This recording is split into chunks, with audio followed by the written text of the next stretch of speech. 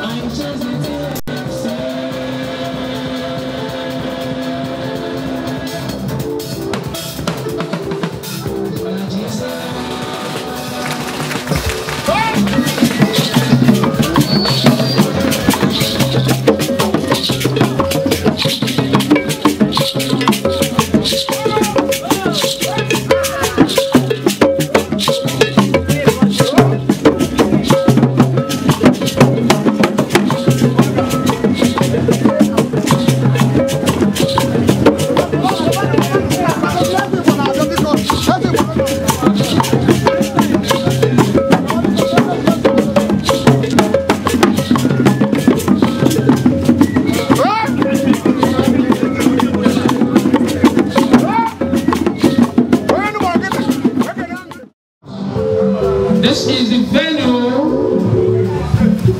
of the reception or the elevation to reality of our Ojodu Ezekwesili Chief Sam AAPC. He holds the mantle of leadership of the Igbos here, and today we are here to celebrate him and to show him to the world. So if you're under the sound of my voice, I invite you to come take your seats and be part of this history. Thank you very much. I am inviting you in my capacity as the master of ceremony, and indeed on behalf of the Igbo-speaking community here in Ojodu and our well-respected Eze. If the whole of us will come together to invite you, then it means you are royal yourself. So come take your own royal seats so the heat can go on. Thank you very much. Thank you.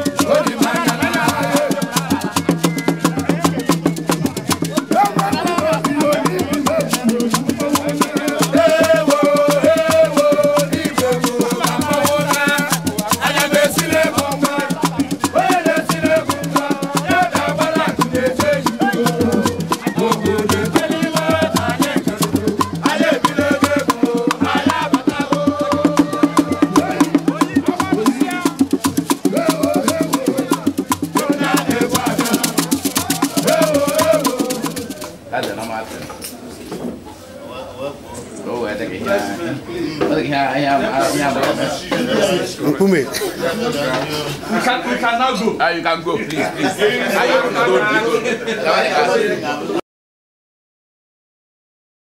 We should be out.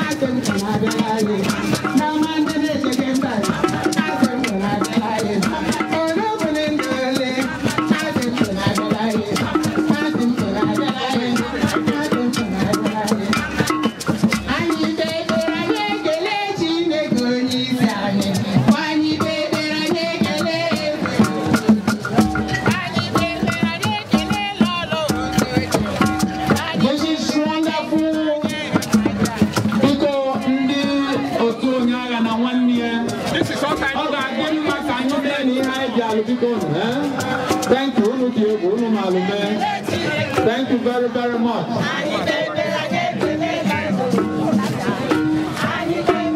Well, ladies and gentlemen, what is right to do is that the Most High also has to come. I have the permission of the kings here to invite here Chief Eme Ashoba Ome Life and go and have Chief on my opening prayers.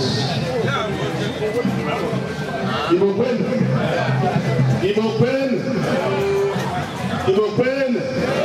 Nigeria comes to window. Shall we rise for opening prayer? Thank you.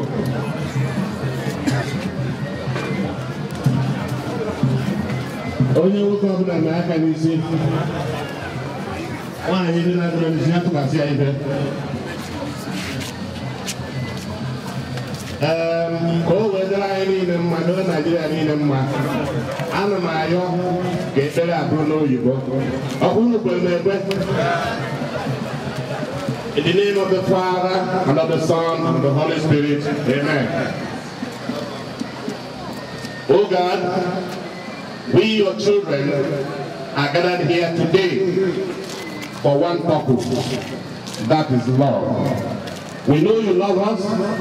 Please help us be the head and direct all that is going to happen here today to be as you have wished. This we are through Christ our Lord. Amen. Can you put your hands together in applause? That is brief, that is precise, and that is corporate. Where we are proceeding to the next item on the program in Nigeria, that in the midst of any quality Igbo man, when there is stress to do as Igbos, we are proceeding to the Oji ceremony. To the Oji ceremony. I will advise that you keep your eyes open so you can get to see.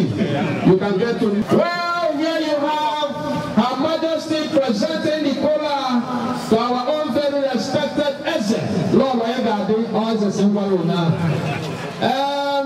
then the cola travels naturally from the king to another king.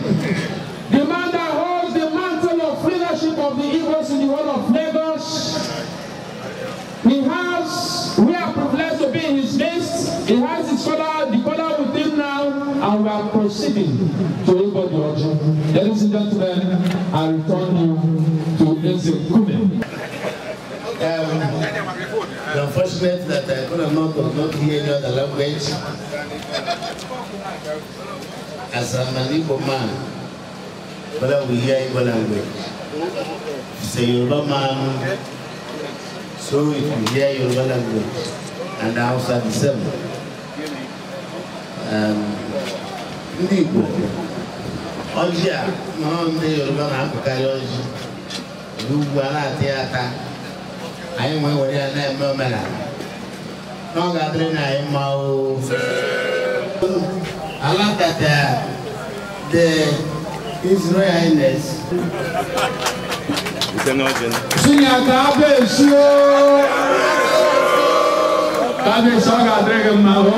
No.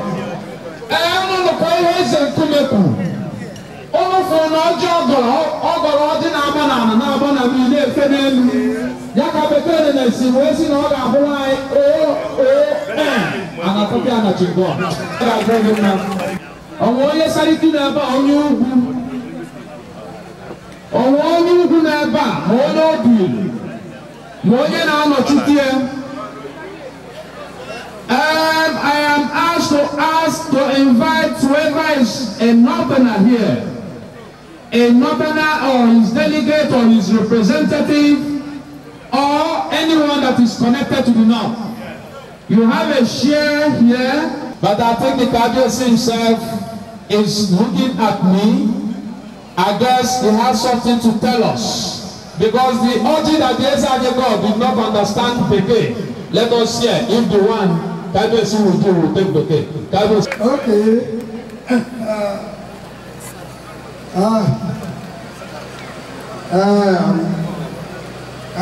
Everybody must sing the Kabiyesi. Kabiyesi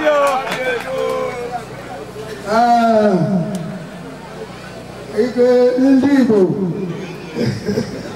Long time. Me and him. So let me speak about Igbo. Kabiyesi ni ọ̀rẹ́ mi. Na Kabiyesi for our own. Thank you very much. So, àti ìjọ ń bára bọ̀ ọ̀nà jì. So, nígbà tí èmi yìí wà ní baálẹ̀, Adépọ̀ ní baálẹ̀, ní àyìn àti Òjòdú Abíọ́dún, mo wà ní baálẹ̀ nígbà tí èmi pẹ̀lú ọ̀rẹ́ mi. Òun náà ò tí ì mọ̀ pé òun máa di ọba ìlú Ìgbò. Lọ́jọ́ tèmi mo bẹ́ẹ̀ dúpẹ́ Ọlọ́run ọba tó tiẹ̀ lẹ́yìn tí àwọn Igbo peoples tí wọ́n fi wà lẹ́yìn ẹ̀ wọ́n ní ìwọ ni ọba ní Ojodu Ogun State they are the same wọ́n lé country bí ilé ayé wọ́n ṣe rí nìyẹn. Now so life will be. You hear me? You are together. Igbo, Hausa, so you are the same. You are one. Only language. Èdè ló yàtọ̀. So nígbà bẹ́ẹ̀ ni wípé ọ̀rẹ́ mi wàá jogún wàá gàtọ́. Wàá jogún wàá gàtọ́ o. Wàá jogún wàá gàtọ́. Gẹ́gẹ́ bí àwọn bàbá ṣe ń ṣe àdúrà fún yàn tí àdúrà náà gbà àdúrà yà máa gbà sí i. Àárín ìwọ pẹ̀lú ọmọdé Igbo kò ní dàrú o. You can't spoil láéláé with your people and your area at maybe Anambra bí Igbo they are the same. You can't spoil láéláé forever never. Àdúrà tí mo ṣe fún ẹ lẹ́nu àmọ́ ẹ̀ yóò rí bẹ́ẹ̀ yóò ṣe bẹ́ẹ̀. A ṣe bẹ́ẹ̀ àdúgbò gbogbo ọmọge Igbo ẹ̀ ṣoríire o. Gbogbo ilé tẹ kọ́ sí Lagos Ogun kò ní dàwó o. Àjọba làwọn pẹpẹ o. Àwọn ní àfẹ́ ní ọmọge Igbo. Ìgbà òbí lè dájọ́. Kande nse na-eme nke eji bụrụ nze. Ọ jụrụ m Igbo ekele mụ nọ.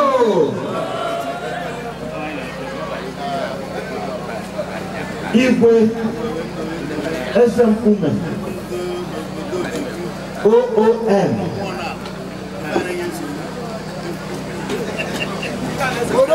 onye nkete na-abịa ike mkpume a asị gị bịa bụrụ mkpume ekene gị asị gị nnọọ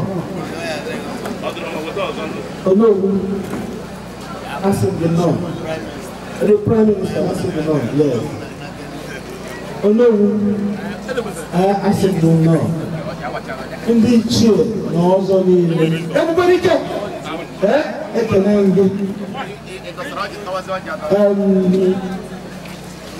esi asaliti akọrọbe ekene gị Igbo ekene gị ọba asaliti kabiyesi asaliti chairman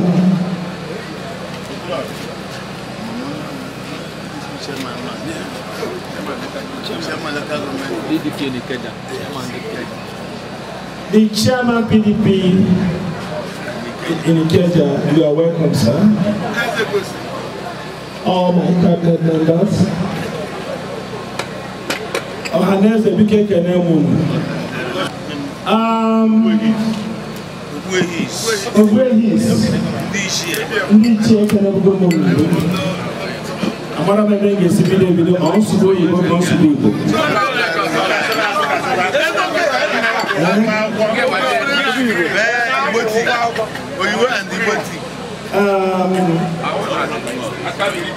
It gave me a great pleasure to stand before you all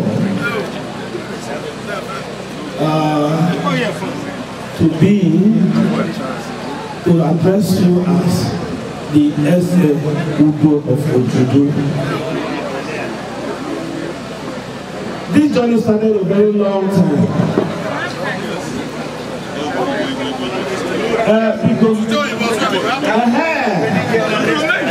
if I be there, no, to go bido, narrow galaga go bido, and now some behind Nenebana come Mbolo Ezudo of Ojodu, where Seva on an Assemblea, where Bafadi Chiche. Oh, when don't knock, I could come up Alpha. Fasamumba, Morapo. When don't knock, come up Fasamorapumba. Where Chena Bay Ume one day, Mata, Zupume, Mopi fine nature. No, you see, Carmen Ezudo. Western women, Libra, and I have a woman. No, Ume wesi money when I want India. I want to know what they know.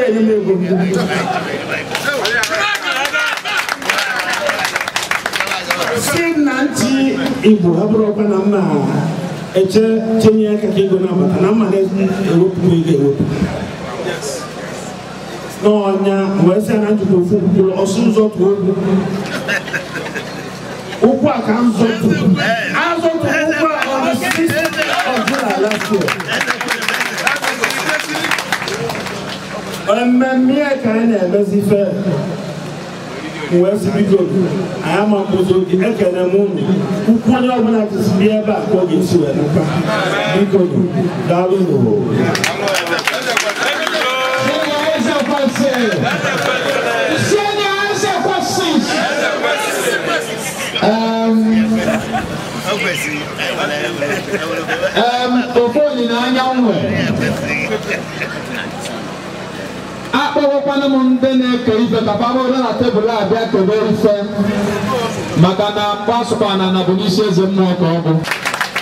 I believe it's an obedient son of Igbo. He cannot arrogant his Ezudo title with the Oba of Ojodu. Whenever he does so, call me on phone. I will cut his hair immediately. But I believe he cannot do so. Protect him anywhere in Lagos State. We will at the same time oblige. Thank you, Kabesi. Igbo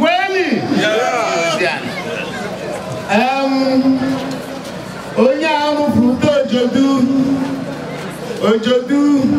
Ojodu kweni. Anu amkotunu. Ojodu kweni. Kwezoni. Iya mwezunu diya.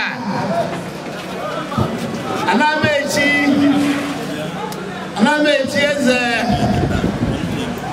Ojodu spoon ure iri nyoka were ali rice. Nnechi boya dendo kannechi. Ezunu shire dendo. Eze shirunu dendo. Uno kana akwanyere uguru yani asezunu. Oya ashunu. Muno ya ashuya. Makobeze. Noha. Meweriye na epiyata. Eze amanchi onwe abo ha ka eze ya chi. Eze moha weze. Ono ndo Ojodu wepụtara eze echi. Unu emena. Ona buzi ndị cabinet ya. Okwu adịrị. Ede na arụ ya kpọtatara n'Ojodu na eze obi ndị Igbo nọ na Ojodu a. Eze kwesịrị ịbụ onye isi ya. Ihe mfuru nke achara n'anya ana m enye ya n'ọka ọ ga-ada ntu a ka ọ dị. Aka m ekwu onwe m aka ekwu nke a maka ọ dị mgbe m mechiri Ojodu ọzọ ekwuzie m ya ahụ mazịkwa mkwu ya kịta ekwuo m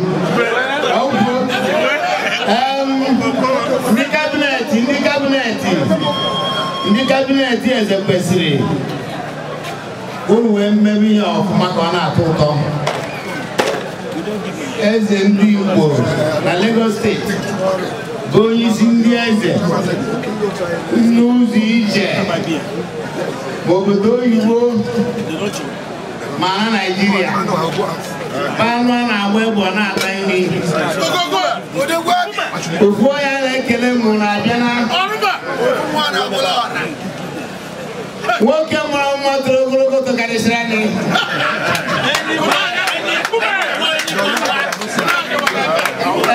Etu arụsị metebe ya ọ tọrọ m ụtọ.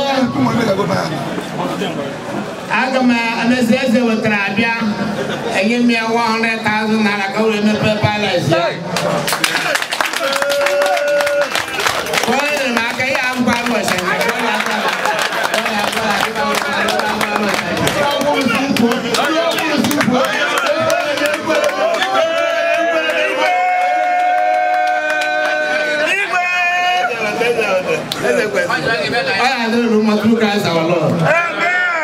Kusiana akike otu ege aka na-eme ka ọnụ maka ọ na-abụ ekwu imeme ajiri eme ọnụ ebe a na-abanyezi. Of course, the entertainment adigo on. Ọ ga-adịlịtakwa ife eze ada agwa bụ ma ya bụrụkwa eze kwesịrị nke anyị na-achọ ife a na-eme ọkpọ ime ife. Aga m akpọbata Secretary General ndị ọhaneze ndị Igbo Lagos steeti kịta ka ọ na-abịa mana ọ na-amago na isi azụ adịghị efu n'ite ofe agara agbagada adịkwa ofe na akpa ọdị mmadụ obidogodogobe aka ka iwere afọ iwu ya. Chief Theophilus ọhịa kusieni aka ike ọ ga-eji mbata na-akụ na aka ọ ga-eji mbata kọwanyị aka. Item of I will reactions. If I mean by reactions, n'ihi na anyị nọ n'ọchịchị onye kwuo uche onye mee ka o si masị ya ma ememe nke iwu ga-eji jide ịmalụ ka o si dị n'obi gbasara ife eme na ife a na-eme okwu elue traditional prime minister TPM ọ sị mgbakwasị ya ka okwu o si bịa n'obi TPM.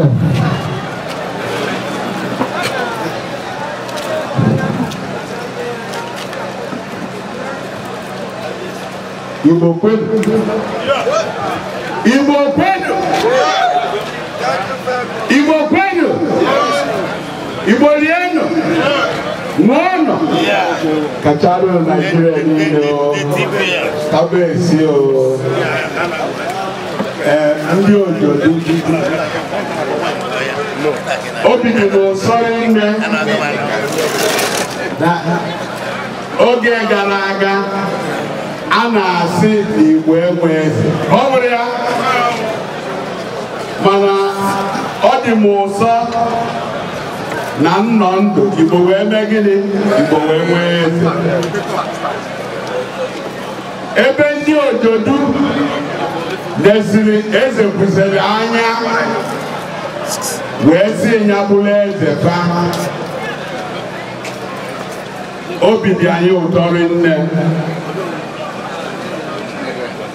dịka etu eze anyị si kwu eze nkume oye ọ sị na ọha bụ gịnị ọha wee eze bụ ọha biko ndị Ojodu ọ ga-asọ nri nne ma unu na-akwanyelu eze unu ugwu ka ọ nwere ya ka ọ ghara ịbụ ibunye nwatakịrị nnu ịra mmiri wee si ya ọ bụ ezigbo ibe eze Ojodu ọ ga-asọkwa nri nne mgbe ị na-agwa ndị Ojodu eziokwu na Chukwu si n'eziokwu bụ gịnị eziokwu bụ ndụ ị ga-achịka anyị nka ọ bụrụ na ndị Igbo si mmadụ ya jide ka o ji unu amara gịnị ka ị na-eme n'oge ezigbo ife na ife na-eme dị mma ma a sị nwa m rapụ ka ije nwoke na ajọ ife ka ọ bụ so biko ndị Ojodu obi dị anyị ụsọrọ nne bọsị ọwụ na eze unu kwuru unu agba mbọ wee bịa ọ na-agwa unu okwu unu anụta onye ngwagwa ife ọ ga-akụziri ya o jee bịa jeme gịnị jekụziere ya biko jisi n'ike ndewo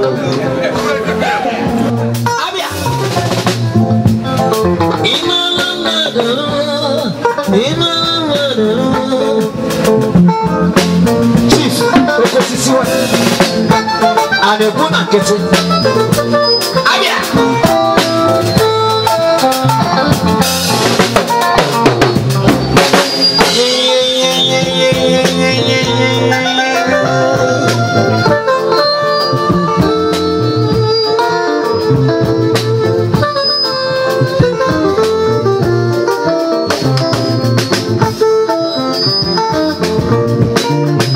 Asame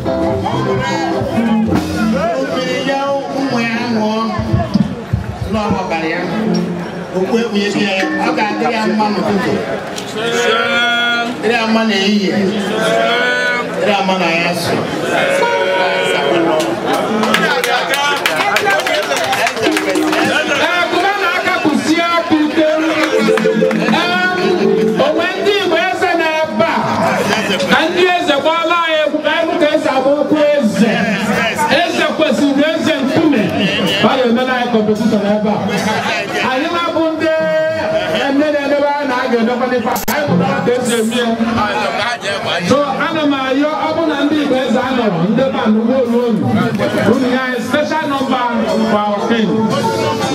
Thank you very much.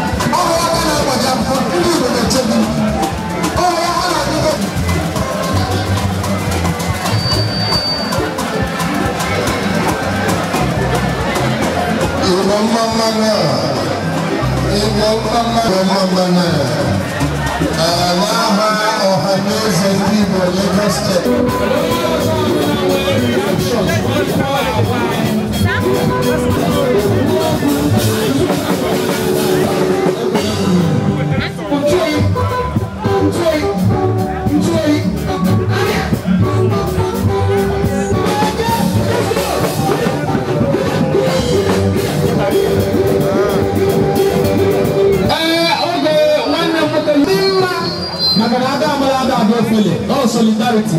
All of you, ladies and gentlemen, I'm in the village.